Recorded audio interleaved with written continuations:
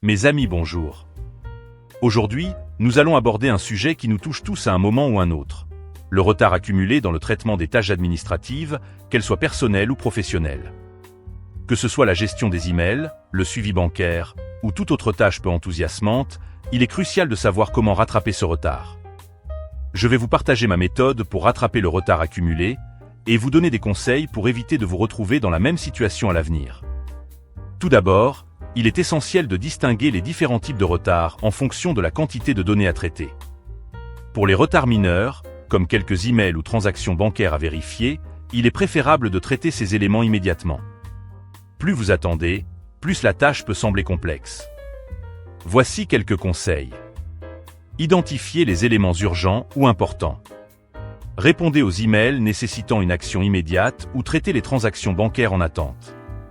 Pour les retards modérés, lorsqu'il s'agit d'une quantité moyenne de données, comme une centaine d'emails ou des semaines de relevés bancaires, une approche progressive est souvent plus efficace. Voici comment procéder. Réservez un moment chaque jour pour traiter le retard, par exemple 30 minutes chaque matin. Divisez le travail en sous-tâches, comme traiter 20 emails par jour ou passer en revue une semaine de transactions à la fois. Commencez par les éléments les plus anciens pour éviter de manquer des échéances ou de laisser passer des éléments critiques. Pour les grands retards, si vous êtes submergé par un immense retard, comme des milliers d'emails non lus ou des mois de relevés bancaires non vérifiés, il est peu probable que vous puissiez tout rattraper.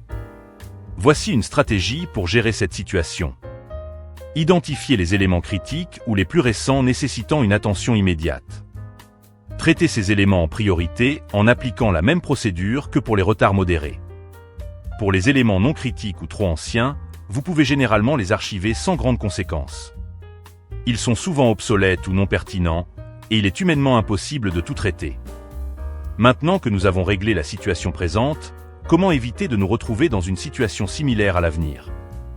Pour prévenir l'accumulation future de tâches, adoptez des habitudes efficaces. Faites de la gestion de vos emails et de vos suivis bancaires une habitude quotidienne.